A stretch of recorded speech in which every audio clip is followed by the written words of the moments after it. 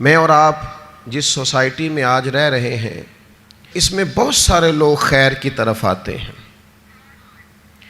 بڑی تیزی سے نیکی کے ارادے کرتے ہیں، مخلص ہوتے ہیں، اخلاص بھی پورا ہوتا ہے، لیکن نیکی پر ڈٹے نہیں رہتے۔ کچھ دن تو خیر سے کام کرتے ہیں، کچھ دن تو جد و جہد کرتے ہیں، لیکن جتنی تیزی سے وہ آتے ہیں اتنی تیزی سے واپس جاتے ہوئے بھی دکھائی دیتے ہیں۔ کچھ دن تو ایسا ہوتا ہے کہ 5 نمازوں کے ساتھ تہجد بھی شروع ہو جاتی ہے، تلاوت قرآن مجید، ذکر، اذکار، درود و سلام، اور اگر طریقت سے وابستہ ہیں تو شیخ کے بتائے ہوئے اسباق، مراقبہ، ذکر، فکر، ساری چیزیں ہو رہی ہوتی ہیں۔ لیکن چند دنوں کے بعد محسوس ہوتا ہے کہ جیسے وہ اس رستے سے ہٹتے جا رہے ہیں اور کمزوری دکھاتے جا رہے ہیں۔ امام حسین رضی اللہ تعالیٰ عنہ کی زندگی سے ہم نے جو چیزیں سیکھنی ہیں ان میں سے ایک سبق یہ لینا ہے کہ انسان ڈٹ کے دین پر کیسے کھڑا ہو سکتا ہے۔ آپ یقین کیجئے بہت سارے لوگ ایسے ہیں جو مخلص ہیں، چاہتے ہیں میں دین پر عمل کروں، لیکن صرف اپنی برادری کا مقابلہ ہی نہیں کر پاتے، اپنے دوستوں کے بیچ ہی سٹینڈ نہیں لے پاتے، اپنے گھر کے اندر ہی انہیں کھڑا نہیں ہونا آتا، ذرا سی بھی استقامت نہیں دکھاتے۔ اور آج کل تو ماحول اس طرح کا ہو گیا ہے کہ نوجوانوں کے اندر قوت فیصلہ ہی نہیں، قوت ارادی نہیں، کروں نہ کروں، چلوں نہ کروں، یہ ٹھیک ہے کہ نہیں ٹھیک، آپ بھی بتائیں ایسا ہو سکتا ہے، چلیں آپ بھی، بھئی اتنے مشورے آپ لے رہے ہیں آپ کر ہی نہیں سکیں گے، آپ میں قوت فیصلہ ہی نہیں ہے، آپ نے طے ہی نہیں کیا آپ نے کس رستے جانا ہے تو منزل کب آئے گی۔ 99 لوگوں نے کہہ دیا ہے کپڑے تجھے اچھے لگ رہے ہیں، صرف ایک نے کہا ہے کہ ذرا سینے والے نے ٹھیک نہیں سیا، تو آپ پریشان ہو گئے۔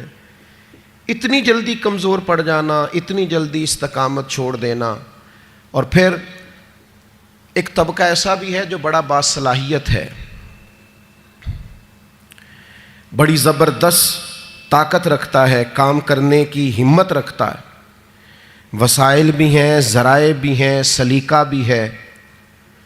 شعور بھی ہے، نہیں ہے تو استقامت نہیں ہے۔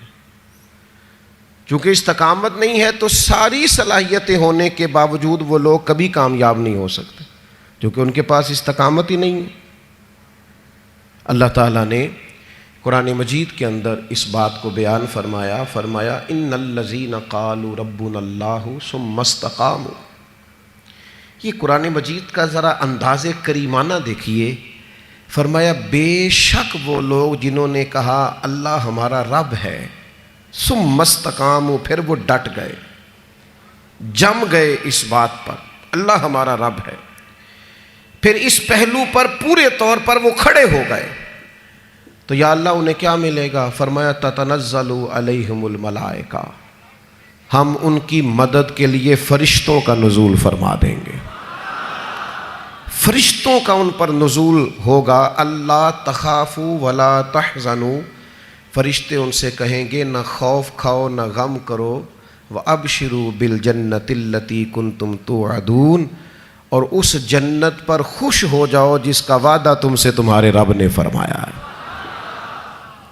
ان الذین قالوا ربنا اللہ ثم استقاموا، جنہوں نے یہ کہا اللہ ہمارا رب ہے اور پھر اس بات پر وہ ڈٹ گئے، جم گئے، ٹھہر گئے، استقامت دکھائی، کھڑے ہو گئے۔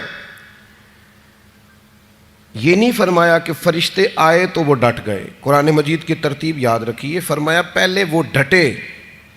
ثم استقاموا، پہلے وہ ڈٹے، جب وہ ڈٹ گئے تتنزل علیہم الملائکہ، پھر اللہ نے ان کی مدد کے لیے فرشتے بھی نازل فرما دیے۔ پہلے تمہیں ڈٹنا ہے، فرشتے بعد میں آئیں گے، تمہیں ایک دفعہ ڈٹ کے دکھانا ہے کہ ہم ڈٹ گئے، ہم کھڑے ہو گئے، پھر فرشتے آئیں۔ ویسے تو علماء تفسیر اکثر نے یہی لکھا ہے کہ یہ جو فرشتے آتے ہیں نا مومنوں کے پاس، یہ موت کے وقت آتے ہیں، اور یہ بھی بڑی نعمت ہے کہ موت کے وقت فرشتہ آ جائے اللہ کی مدد لے کر۔ یہ فرشتے قبر میں آتے ہیں، یہ فرشتے میدان محشر میں آئیں گے، یہ مومن کے پاس آتے ہیں، خوشخبری سنانے آتے ہیں فرشتے۔ لیکن صاحب تفسیر روح المعانی فرماتے ہیں نہیں بھائی، صرف قبر حشر اور قیامت میں نہیں آتے، یہ زندگی میں بھی آتے ہیں. یہ مومنوں کے سینوں کو کشادہ کرنے آتے ہیں، انشراح صدر دینے آتے ہیں، انہیں تسلی دینے آتے. تم خیر کے کام پہ نکلے ہوئے ہو، اللہ تمہاری مدد کرے گا، ان کے سینوں کو ٹھنڈا کرنے آتے ہیں.